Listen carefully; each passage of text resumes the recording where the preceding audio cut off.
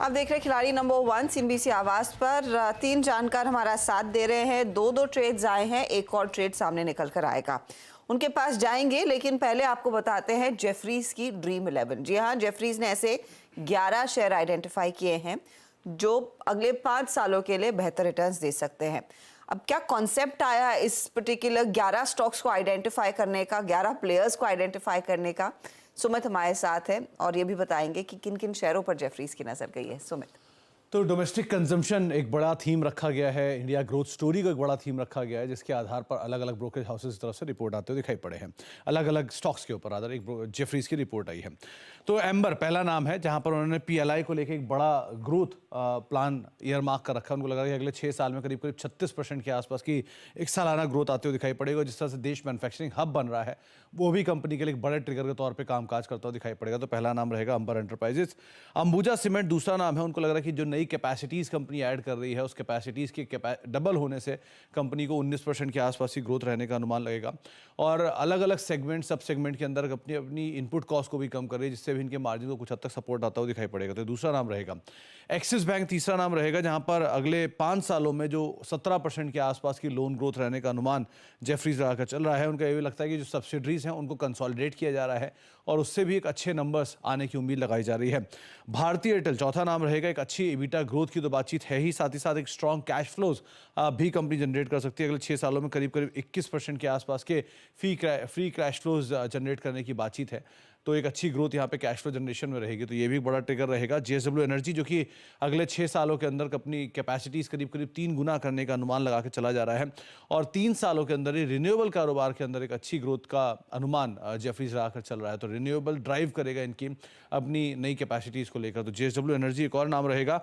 Larsen and Toubro, जहां पर 15% के आसपास की ग्रोथ की बातचीत है। एक स्ट्रॉन्ग ऑर्डर बुक है, इंडिया की ग्रोथ स्टोरी पे कंपनी कामकाज कर रही है और बढ़िया ऑर्डर बुक का अच्छा एग्जीक्यूशन भी आता हुआ दिखाई पड़ सकता है। लोधा डेवलपर्स, जहां पर एक स्ट्रॉन्ग हाउसिंग डिमांड की तो बातचीत है ही, साथ ही साथ कंपनी के जो नए मुंबई मार्केट्स हैं वहां से भी एक अच्छे 10% के आसपास की ग्रोथ यहां पर रहने का अनुमान बदल लगाकर चल रहा है। तो इसके ऊपर भी आप नजर रख सकते हैं। मैक्स हेल्थ केयर कंपनी अपनी नई कैपेसिटीज ऐड कर रही है, बेड कैपेसिटी ऐड कर रही है, तो वो कैपेसिटी का फायदा तो कंपनी को मिलेगा ही, साथ ही साथ 17% के आसपास की आय ग्रोथ भी रहने का अनुमान जेफरीज लगाकर चल रहा है। देश का सबसे बड़ा सरकारी बैंक एसबीआई, जहां पर रिटेल, एसएमई, कॉर्पोरेट करीब 13% के आसपास की ग्रोथ यहां पर आने का अनुमान लगाकर चल रहे हैं। और साथ साथ कंपनी की जिस तरह की ग्रोथ है, सब्सिडरीज की ग्रोथ है, उसके मद्देनजर एक स्ट्रॉन्ग री रेटिंग की पॉसिबिलिटी यहां जताई जा रही है। TVS Motors two wheeler space में तो एक अच्छी ग्रोथ रहेगी ही, साथ ही साथ जो ईवी स्पेस है, ईवी टू व्हीलर्स हैं, वहां पर भी कंपनी का अच्छा मार्केट कैप्चर कर सकती है। 12% के आसपास की ग्रोथ वहां पर भी आप देख सकते हैं। और लास्टली जोमैटो, जहां पर फूड डिलीवरी और क्विक कॉमर्स कारोबार के अंदर एक अच्छी डबल डिजिट के आसपास की ग्रोथ रहने का अनुमान है और अगले 6 सालों में मुनाफा 20 गुना बढ़ने का अनुमान जेफरीज लगाकर चल रहा है। तो एक बड़े टारगेट्स रिवीजन के लिए ये सभी स्टॉक जहां पर आप नजर बनाकर रख सकते हैं। इंटरेस्टिंग काउंटर्स यहाँ पर उभर कर आ रहे हैं और बेसिकली आपको एक पल्स दे रहा है कि कंजम्पशन में क्या कुछ किस तरह के रिटर्न्स आगे आते हुए दिखाई दे सकते हैं। शुक्रिया सुमित इस अपडेट के लिए। मेरे को इनफैक्ट मैं देख रही थी जोमेटो का 400 का टारगेट, अंबर के भी interesting targets across the board यहाँ पर अपॉर्चुनिटी मिड और लार्ज कैप्स में इन्होंने आइडेंटिफाई करके रखी है। चलिए अब आपके लिए लेकर आते हैं एक एक ट्रेड जो हमारे जानकार जोड़ेंगे। प्रशांत बताइए, गॉडफ्रे और लोडा दोनों ही तेजी वाले ट्रेड्स थे, अब आपका तीसरा ट्रेड? तो हर्षा जी, नेक्स्ट पिक जो मेरी होगी वो होगी जिंदल स्टील। मेटल्स में थोड़ा अट्रैक्शन नजर आ रहा है, आज की प्राइस एक्शन काफी अच्छी है।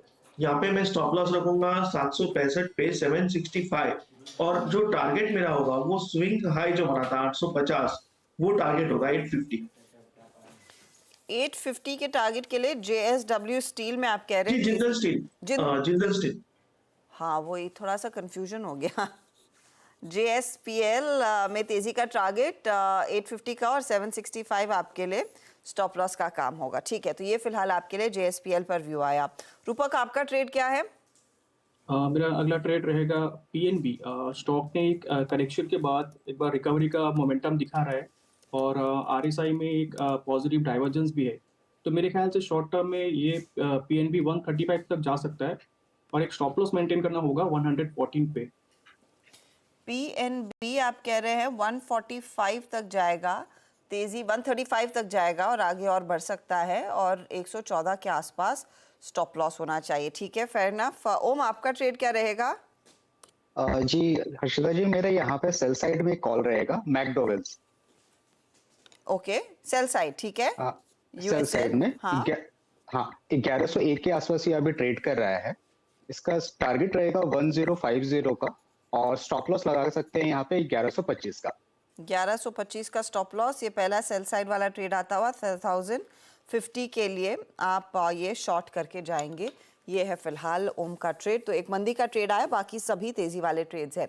रिटर्न्स की सिचुएशन क्या है, किन स्टॉक्स पर इनकी नजरें गई हैं, वो आपकी स्क्रीन पर लेकर आते हैं। प्रशांत ने शुरुआत की लोढ़ा डेवलपर्स के साथ 1170 target, 990 stop loss. Godfrey Phillips आया 3250 का टारगेट है, 2970 का स्टॉप लॉस। JSPL 850 का टारगेट और 765 के स्टॉप लॉस के साथ ये फिलहाल वो तेजी के ट्रेड्स है। सबसे ज्यादा रिटर्न इसमें JSPL ही कमा कर दे रहा है। गॉडफ्रे इनफैक्ट ड्रैग कर रहा है और मैक्रोटेक भी आधे % से ज्यादा के नुकसान में है। इस समय इनके जोड़ने के बाद पोजीशन वहां पर तेजी की नहीं आई है, या फिर वो गेन नहीं जोड़ कर दे रहा है। गेल आया रूपक के पोर्टफोलियो में 195 का टारगेट, टाटा स्टील 163 का टारगेट, 142 का स्टॉप लॉस, PNB 135 का टारगेट, 114 का स्टॉप लॉस है। यहाँ पर रिटर्न्स की सिचुएशन क्या है रूपक के लिए, वो आपकी स्क्रीन पर आ जाएगा। 0.74% के रिटर्न्स गेल कमा कर दे रहा है, 0.03 टाटा स्टील एंड 0.30 PNB। तो गेल इनका आउट परफॉर्मर है। अब वो मेहरा ने जो पारी खेली है उसमें डॉक्टर रेड्डीज, क्रिसिल और यूएसएल सेल साइड का ट्रेड है। 1050 का टारगेट है, 1125 स्टॉप लॉस। डॉक्टर रेड्डी 6720 का टारगेट, 6180 का स्टॉप लॉस और क्रिसिल 5350 का टारगेट, 4840 का स्टॉप लॉस है। रिटर्न्स की situation doctor Reddy's mildly positive, लेकिन यूएसएल और क्रिसिल इनको इस समय पॉजिटिव गेन्स नहीं दे रहे हैं। अब रिटर्न्स की सिचुएशन ऐसी है कि रूपक आगे है 1% के रिटर्न्स के साथ, -0.27% के रिटर्न्स के साथ ओम मेहरा दूसरे स्थान पर एंड -1% के रिटर्न्स प्रशांत के। बस हफ्ते की शुरुआत हुई है, 5 दिन खेलना है, कई सारे ट्रेड्स आएंगे, कई एक्शन वाले मोमेंटम वाले ट्रेड्स भी आपको I'm sure हमारे जानकार आइडेंटिफाई करके देंगे। तो good luck to you gentleman. कोई भी जानकारी आएगी इनकी तरफ से ट्रेड बदलने की, प्रॉफिट बुक करने की एक्सेट्रा, तो वो हमारे सोशल मीडिया हैंडल्स पर हम शेयर करेंगे और 1 बजे मिड कैप मंत्र में उसकी जानकारी भी आपके सामने करेंगे पेश। कल सुबह 11 बजे ठीक आपसे फिर मुलाकात होगी। Good luck to you for this week. लेंगे एक ब्रेक के बाद पूरा ध्यान रहेगा कमोडिटी मार्केट के एक्शन पर। आप बने रहें CNBC आवाज़ के साथ।